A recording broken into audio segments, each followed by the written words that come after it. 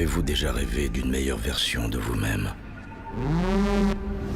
Plus jeune, plus belle, plus parfaite.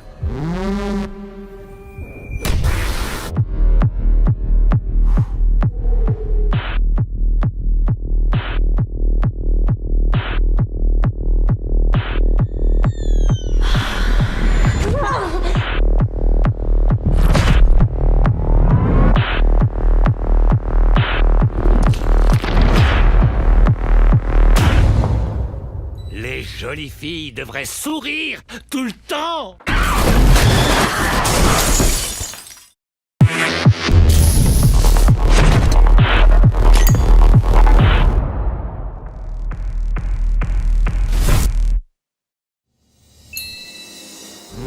Bonsoir à tous et à toutes, j'espère que vous vous portez bien et que vous passez un bon week-end. Et bien pour ma part, nickel, à part que je suis un petit peu enrhumé, j'attrape un coup de froid, mais bon, voilà, ça passera à coup de tisane et de thé. Mais ouais, j'ai passé un très bon week-end parce que bah du coup, mercredi donc j'avais été voir Juré numéro 2, le nouveau film du légendaire Clint Eastwood que j'avais beaucoup aimé et dont ma critique est disponible. Et hier, j'ai été voir en avant-première le nouveau long métrage de la réalisatrice française Coralie Farjat qui signe 7 ans après Revenge, The Substance, avec Demi Moore. Et bah, c'était trop bien! C'était trop bien! Ah là là là là, ça m'a fait plaisir quand je suis sorti de la séance. J'étais ultra bien en fait, et j'ai qu'une envie en fait, c'est de le revoir une deuxième fois parce que il y a plein de petites choses, voilà, qui se passent dans les images, dans les séquences. Il y a il y a autant à boire que à manger. Et j'ai beaucoup aimé son nouveau film, et ça fait plaisir d'autant plus que c'est français. Donc, le speech du film, c'est l'histoire d'Elizabeth Sparkle, qui est donc une vedette d'une émission d'aérobic, mais qui arrive à la cinquantaine. Et donc, elle va entendre involontairement une discussion de la part de son chef, qui n'est pas sans rappeler voilà, ce gros porc de Harvey Weinstein qui aujourd'hui croule sous les barreaux. Je pense que tout le monde connaît l'histoire pour le coup. Et donc, eh bien, voilà, il lui apprend que, bah voilà, il n'y a pas de carrière pour elle dépasser cet âge-là.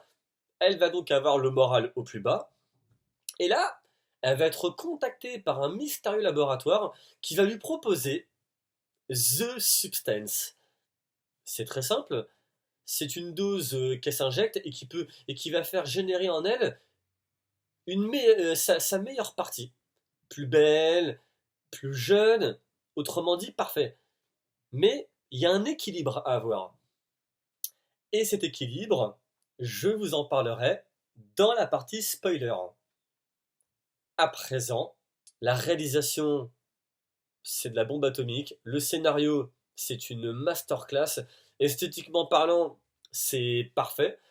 On retrouve, voilà, cette patte chirurgicale qu'il y avait également dans Revenge. Et puis il y a aussi un nombre de références. Et bien franchement, moi je me suis fait plaisir en fait.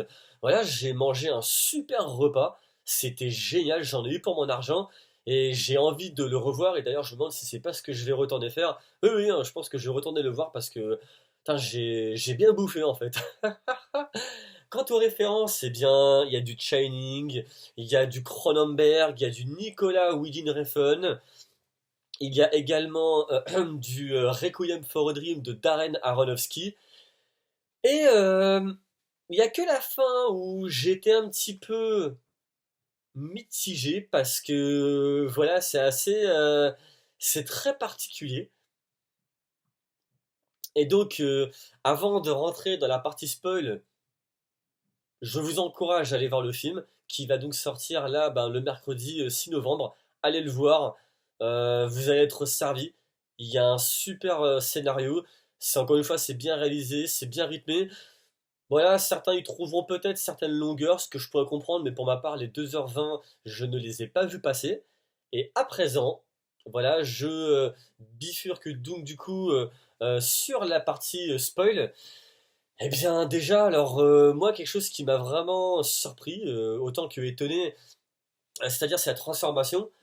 Donc, quand Demi Moore s'injecte donc la fameuse substance, la petite popo magique, bah, en fait, je pensais que ce serait un corps unique, mais qui se transformerait en fait. Voilà, c'est-à-dire que même si j'avais lu à la base le synopsis, bon, je m'étais dit, elle va se transformer, et pendant 7 jours, elle devient vraiment quelqu'un d'autre, hein. Et après, elle redevient elle-même, et voilà. Non, non, en fait, elle accouche donc enfin, au travers de sa colonne vertébrale, hop, tel un vagin, c'est graphiquement parlant, en tout cas pour moi ça m'a fait penser à ça. Et donc elle accouche donc, bah voilà, d'un nouveau personnage, c'est elle, mais, enfin autrement dit, c'est son ego.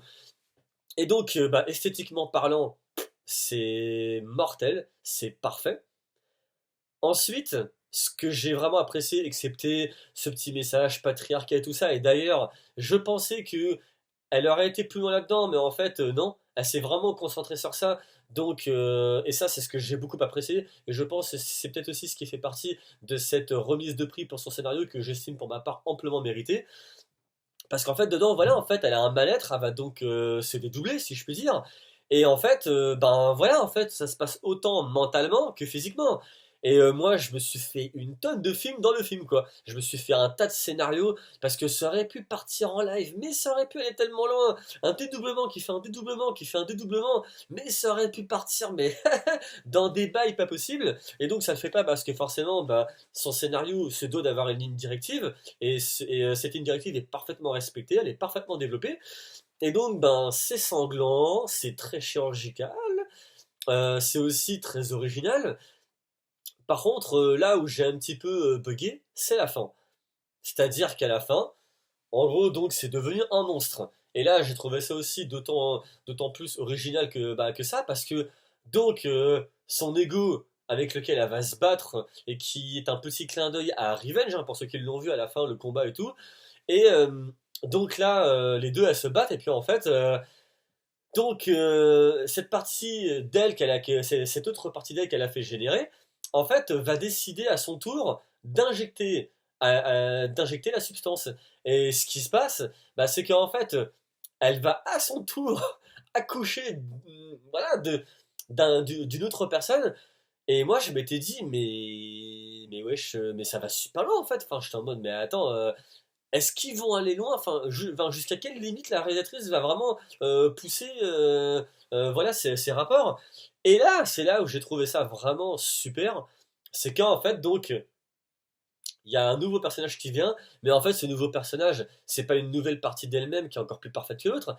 Et non, c'est un monstre.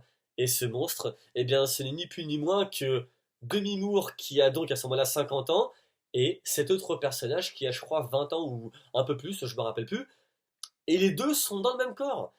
Et là, pour moi, ben, ça fait effet boule de neige. En fait, c'est complètement cohérent parce que, en gros, le message, c'est, voilà, c'est que malheureusement, ben, voilà, c'est en grosso modo, c'est la sexualisation qu'on fait de la femme à l'écran par rapport à ce patriarcat aussi, voilà, relativement bien démontré, mais sans pour autant, pardon, en faire des tonnes. Et en gros, dedans, bah, ça devient un monstre. Bah voilà, donc là, c'est un pur clin d'œil au cinéma de Cronenberg. Et en gros, bah, à la fin, elle se présente donc. Alors c'est un show bien particulier parce que je crois que c'est pour le Nouvel An. Et quand elle y va, bah en fait les gens ils la regardent et tout en mode bah qu'est-ce que c'est que ce monstre? Et donc on entend donc Dennis Quaid qui joue le rôle donc bah, de Harvey, bah, qui lui dit bah c'est le monstre que j'ai créé. Et là, ça part en couille. Et je vous avoue que j'ai pas trop compris le bail. Alors je pense qu'elle a voulu être généreuse. C'est complètement barré. Je pense que elle s'est fait son trip. Voilà. Maintenant, quand tu la vois dans la rue, son corps explose. Et donc le visage de Demi-Moore qui serait une espèce de mini-pieuvre qui avance lentement et sûrement jusqu'à l'étoile. Moi, je vous avoue que personnellement, j'ai pas compris. Après, j'avais une petite théorie, mais bon, qui n'aurait aucun rapport avec cette fin. C'est plutôt à partir du moment où est-ce qu'elle génère une nouvelle partie d'elle-même. C'est-à-dire que quand elle a son accident de voiture, eh bien je pense que soit en fait elle est morte, ou alors elle est tombée dans le coma, et du coup tout ça se passe uniquement dans sa tête. Mais bon, ce n'est que ma théorie. À présent, fin de spoil. Bah écoutez, si vous avez eu l'occasion de voir le film comme moi en avant-première, bah dites-moi ce que vous en avez pensé. Pour ma part, c'est une bombe atomique, la proposition, j'ai adoré. Voilà, moi ce genre de concept complètement barré, j'en redemande, j'en reveux, je pourrais en manger tous les jours. Pour ceux qui ne l'ont pas encore vu, je vous encourage donc à aller le voir. Il sort dans les salles obscures le 6 novembre. Allez-y. On se retrouve pour une prochaine vidéo. Je vous souhaite un bon début de semaine. Ciao.